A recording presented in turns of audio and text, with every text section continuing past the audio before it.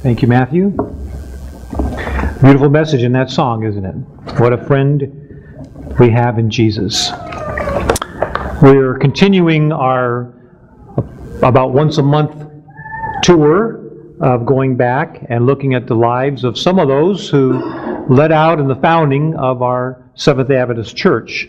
About 150 years ago was when our church was officially organized. So it hasn't been that long, but it's a worthy thing to go back and look at some of these stalwart individuals who led in sacrifice and giving of their time and effort to make our church what it has come to be. So I'd like to invite you to pray with me for just a moment as we study today. Father in heaven, we thank you that you led these individuals, undeserving, unworthy sinners, nevertheless led by you to bring about a movement to declare to the world the soon coming of Jesus. Here we are a century and a half later, and we just pray that the same passion and zeal, the same spirit that they exhibit in their lives will come upon us. We ask in Jesus' name, amen. Today we're going to take a look at the life, the short life of Annie Rebecca Smith. Now, it may be possible that some have never ever heard of Annie Smith. I won't ask for a showing of hands. But it's possible that we may not be as well acquainted with her as we might be with her younger brother, whose name was Uriah Smith. Annie was 4 years older than Uriah. And the life of Uriah we'll take a look at, I believe, next month. But today we're looking at Annie Smith's life. Now, we look at these individuals not because they were perfect or without flaw. That's certainly not true. In this respect, they're not any different than the lives that the Bible biographies bring to view. When you study the lives of those that the Bible speaks about, you find that they were mortals, they were weak and subject to failure just as the rest of us. Moses, David, Paul and Peter and the rest of them had their flaws, but the Lord used them, selected them, lifted them up, encouraged them, corrected them, and they became useful to Him. And this is the way it was with the ones who led out in the formation of our church. They didn't have everything perfectly correct. And we'll talk more about that even next month when we talk about Uriah's life. But God still used them. In the same way that when you look at the New Testament, you find that the ones that God used had growing to do as well. Even John the Baptist, the prophet who was the forerunner of Christ, didn't quite perfectly understand all that was part of God's plan. But nevertheless, he was used of God, and so were these individuals, including Annie Rebecca Smith. Now, her life, in many respects, is a tragic and heart-wrenching story. She died at the age of 27, so it was not a long life. It was a life that was shadowed by sorrow and sickness, cut short in its prime, a life because of different disappointments and sorrows that some of us can no doubt identify with. But she died in faith and in courage, looking forward to the coming of her Lord and Savior. In God's eyes, her life was a success. And when you come down to it, that's all that matters, isn't it? Amen. Now, from a worldly point of view, some may not adjudge it to be so. But the opinion and the evaluation of God is what matters. Even though she went through a number of heartaches and disappointments, she asked for no sympathy. Her life and her hopes were bound up in the promise of the gospel and the blessed hope. She was born March 16, 1828, as Annie Rebecca Smith, her middle name being the name of her mother. Her mother was Rebecca, her dad was Samuel Smith, and they lived in New Hampshire in a place called West Wilton. And when Annie was 10 years old, she gave her heart to the Lord and was baptized and became a part of the local Baptist church. And a few years after that, she became acquainted with the teachings, the preachings of the Advent movement led by William Miller, whose life we've talked about before. And she and her family embraced those views and became a part of Millerism toward the end of the early 1840s there, just before 1844 actually. And her younger brother Uriah, even though he was quite young, he also became a part of that movement. But when Christ did not come on October 22, which of course was the date that the Millerite preachers had pointed as being the date of Christ's return, there was what we call a great disappointment. And from that, there emerged three groups. Now, a very small number, maybe 50 to 100 people or so, within only a few days, adopted the understanding that the prophetic time was correct. The date of October 22 had significance, but it was not the event that the Millerite preachers had pointed to, which was Christ coming to this earth, but instead it was something else. It was Christ beginning a new phase of his ministry in heaven, preparatory to his coming back to this earth, what we call the investigative judgment. His ministry in the most holy place of the heavenly sanctuary. This very, very small group, later, 20 years after that or so, became known as Seventh-day Adventists. Now, there was another group that was a much larger group, but still not the majority of those that had followed the Millerite teachings, who felt basically the opposite. They felt, no, the event was correct. It was speaking to Christ's coming back to this earth in glory, but the date was inaccurate. And so they continued to make other predictions about specific dates, and they became known as First-day Adventists. And of course, all the later date setting met with no more success than had October 22, 1844, as it pertained to Christ coming back to this earth. Today, there still exists a small remnant of First-day Adventists going back to those roots in the mid-19th century. But now what happened to most of the group? What happened to most of the Millerites after October 22? Most of the Millerites basically gave up religion entirely. And they went back to their plows, back to their workbenches, back to their businesses, and back to the world. And this was the experience of the Smith family. Annie and Uriah basically walked away from religion at that point. So what did Annie do after that? Well, for about the next 7 years or so, she became engrossed in those passions that she found interesting: study, art, engraving, writing, poetry. She taught in many different schools, 7 different district schools around the environs of Boston, and she went to school herself. She went to a school that was called the Ladies' Female Seminary in Charleston, Boston. But even though she went to this school that had some religion involved in it, she really wasn't religious herself. And this disturbed her mother.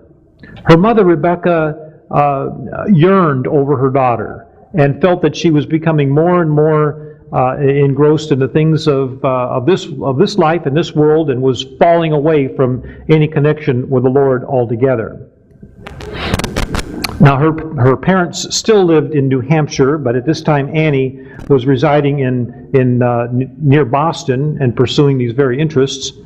If you go online, you can find that there are some examples of her engraving, which are quite interesting, and some of her drawings and artwork. And the picture that you see here on the screen is a self-portrait that she did, and apparently it's the only image we have of what Annie Rebecca Smith looked like.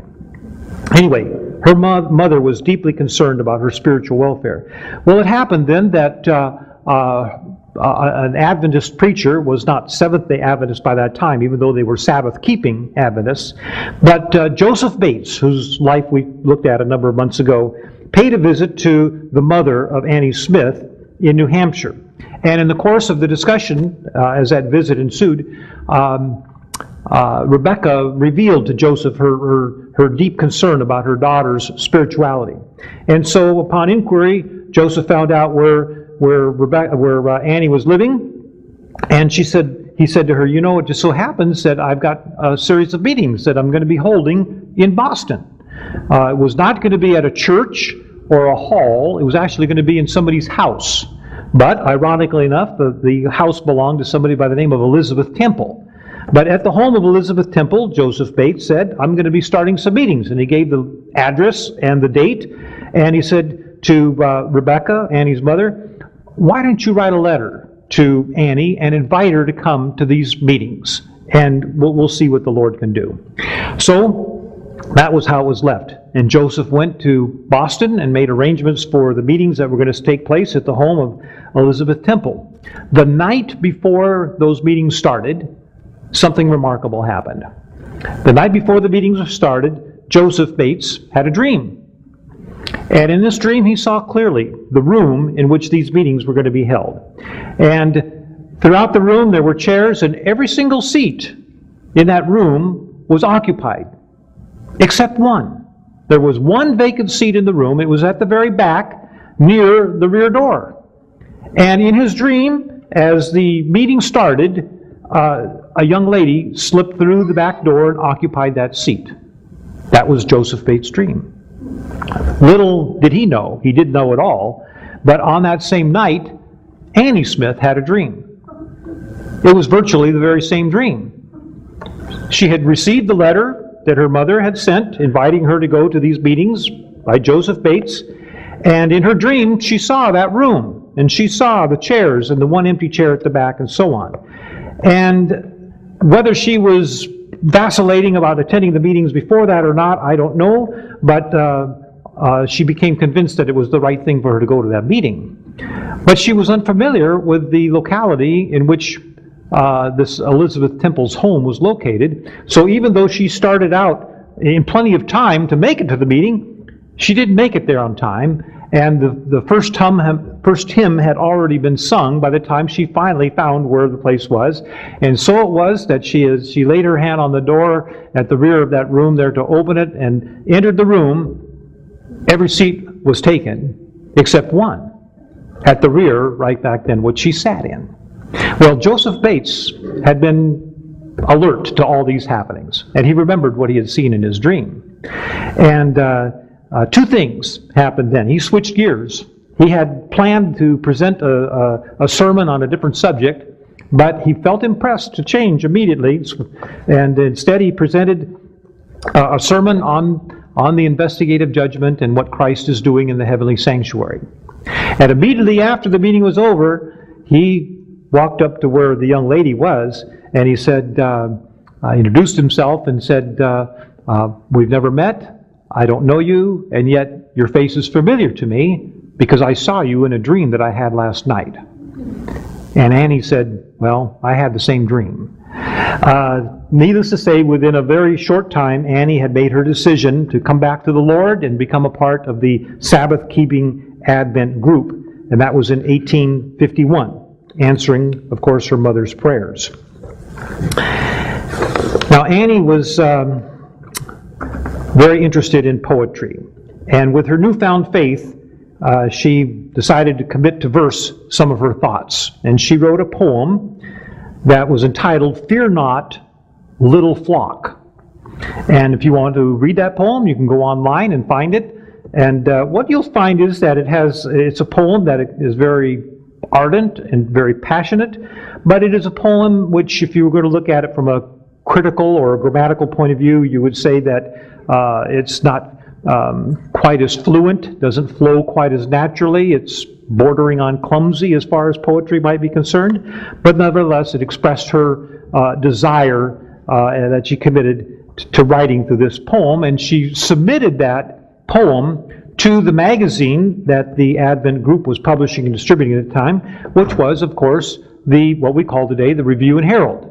And if you remember, the title of that magazine was given because it was the Second Advent Review, meaning that we're going to talk again about the Second Advent. The Second Advent had been presented through the preaching of Miller, but now we're presenting again the subject of the Advent, and we're heralding the Bible Sabbath. Seventh day is God's holy day. So the magazine was called the Advent Review and the Sabbath Herald, and Annie Smith submitted her poem that she wrote in 1851 to the magazine. Now, even though it would, as compared with her later work, you would judge it to be inferior, nevertheless, it caught the eye of the editor of the magazine, of the Review. Who was the editor of the Review and Herald at that time? Well, it was James White. And he read that poem and printed it in the magazine, and then he issued an invitation to the author of that poem, young 23-year-old Annie Smith, to come and join the staff of the Review and be a proofreader and copy editor. And she did, ultimately, and thus became one of the denomination's first employees in that capacity. But at first she didn't accept. She hesitated to accept. Because it was that while she was doing artwork and doing drawings and so on, a few months before that, she had contracted a very severe eye strain, and her vision was affected. And she thought, if I'm going to be a proofreader, if I'm going to be a copy editor, well, a person who would do that would be somebody that would have precise and clear vision, and that's not really me. So at first she hesitated from accepting the job appointment. But she was encouraged by James and others, no, come anyway. And so she did. She came, and they offered prayer for Annie, and they anointed her according to the instruction of James 5, and her eyesight was healed. And she began a career then of working as the copy editor and proofreader for the Review and Herald under the editorship of somebody that was quite demanding and quite perfectionist, James White. And there's a little poem you can find if you go online that Annie Smith wrote in one of the moments in which she was contemplating the strain of her work. And in this little poem, she highlights her new assignment as proofreader and the horrifying prospects of letting a mistake slip by to be caught by James White. Anyway, it's kind of a cute poem. She wrote a lot of poetry, and some of the poetry was meant to be read, and some of the poetry was meant, or ended up being anyway, sung. And a lot of her poems became hymns. Now, some of you are old enough, I'm sure, that you can remember the church hymnal that was used prior to the one that we have now.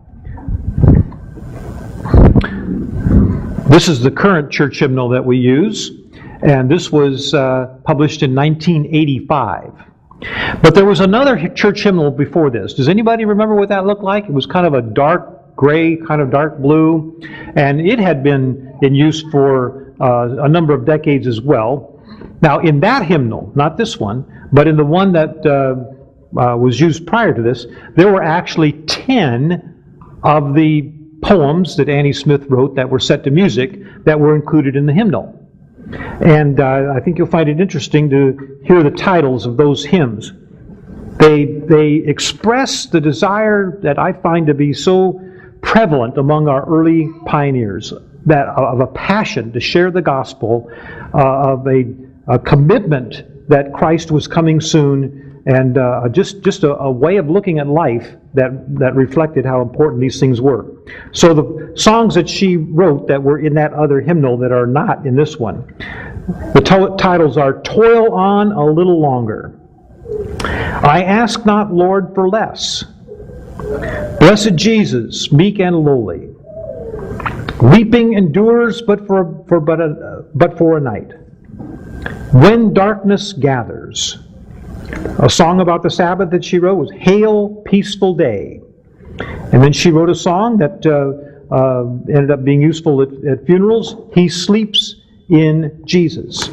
Now those were 7 titles that were in the older hymnal that are not in our current hymnal, but our current hymnal does retain 3 of her songs. Some of them you may know or may not, but if you want to take your hymnal and look at them, there's one that is hymn number 339.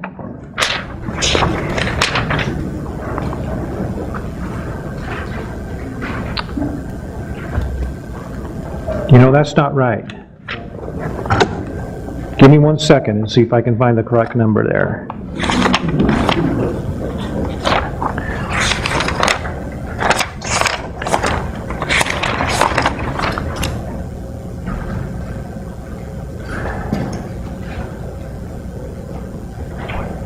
439. 439.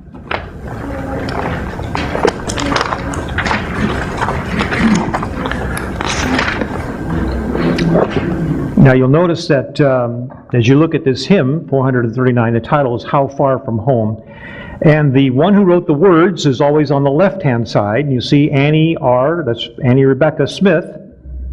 She wrote it in 1853, only 2 years after she became a Sabbath-keeping Adventist. And of course it gives the dates of her birth and death, and you can see that she died at 27 there. But look at the first verse of this. How far from home, I asked, as on I bent my steps. The watchman spake. The long dark night is almost gone. The morning soon will break. Then weep no more, but speed thy flight with hope's bright star, thy guiding ray, till thou shalt reach the realms of light in everlasting day. If you turn over a couple of pages to 447, and by the way, you'll notice that the section of all of these hymns, down at the bottom right-hand part of the page, it says Early Advent. And so these songs are in the section of our hymnal that contains songs from those early Adventists. And this is hymn number 447, and you'll see that she wrote this in 1851, the year that she joined the Advent group, Annie R. Smith. First verse, long upon the mountains weary have the scattered flock been torn. Dark the desert paths and dreary, grievous trials have they borne. Now the gathering call is sounding, solemn in its warning voice. Union, faith, and love abounding, bid the little flock rejoice. Those are two of the three songs that are in hymnal, but the one song that probably more of you are aware of than any other, and the song that we're going to be using for our closing hymn when we get to that point, is the song. I can't find it here in my notes what page it is. What page is it? 441. Thank you. Now this has an interesting background. Tradition says that the first verse is capturing the life of Joseph Bates. Joseph Bates was older than almost all the rest of the early Advent believers. He was in his 40s. Almost all the rest were in their teens or 20s, as was Annie Smith. So in the first verse, it is said that it's kind of highlighting the life of Joseph Bates. The second verse is said to reflect the life of James White. And the third verse, well, we're not quite sure. Some think that might be talking about J.N. Andrews, but it doesn't really make sense because he was poor and didn't have a lot of wealth to leave behind. Or some think it might have to do with her brother Uriah, except he had not yet become a member of the Advent group by the time this song was written. And some think that maybe she's kind of autobiographically talking about herself. But we'll sing this as our closing hymn, but just look at the first verse. I saw one weary, sad, and torn, with eager steps press on the way, who long the hallowed cross had borne, still looking for the promised day. While many a line of grief and care upon his brow was furrowed there, I asked what buoyed his spirits up. Oh, this, said he, the blessed hope. Great song, and we'll use that for our closing hymn today when we get to that point. If you look at all of her poetry and the hymns, you'll see that there's a pattern that emphasizes the second coming of Christ and our distinctive doctrines.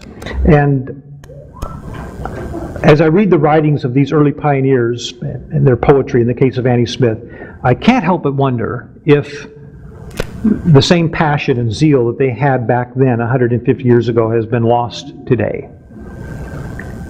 Is it like that soda that has lost its fizz sitting in the refrigerator, you know? I just wonder. Because when you read what they wrote and you observe how they lived, the message of the gospel, the last day truths that Jesus committed to this church, was what they lived for.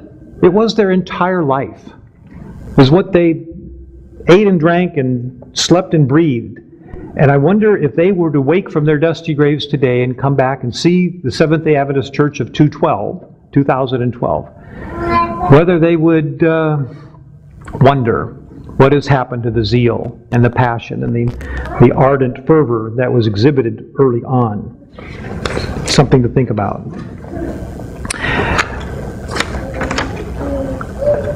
Another page in the life of Annie Smith is a sad chapter. Now, it seems that when she became part of the Advent group and was invited to work for the Review and Herald magazine, that required for her to move from Boston area to Rochester, New York, which is where the printing offices were at that time. Later, they would be moved from there to Battle Creek, Michigan.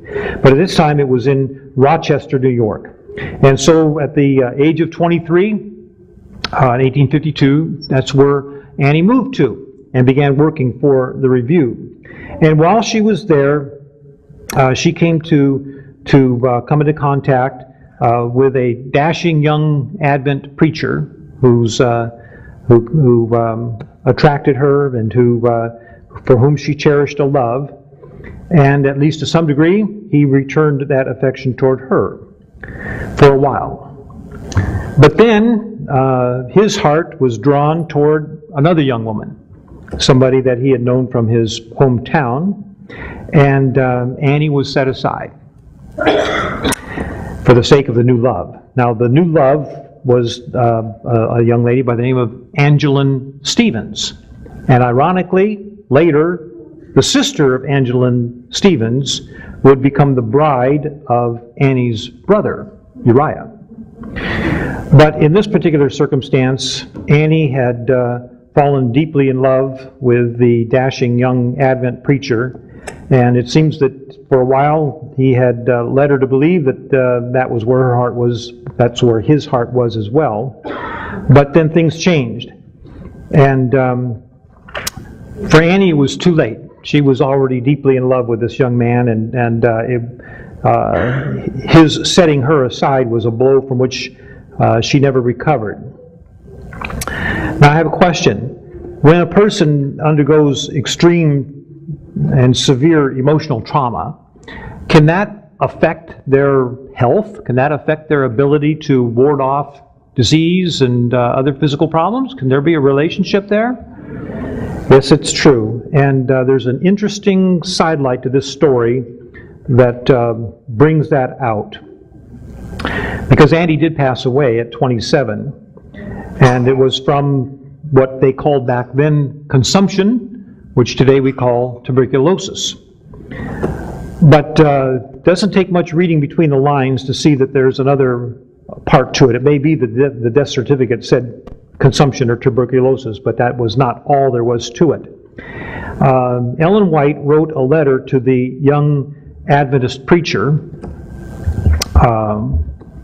whose heart Annie she had given her heart to him, and by the way, his name was John Andrews. Ellen White wrote to the young Adventist preacher who was now courting Evangeline Stevens, and after the death of Annie Smith, this is what she wrote to John Andrews.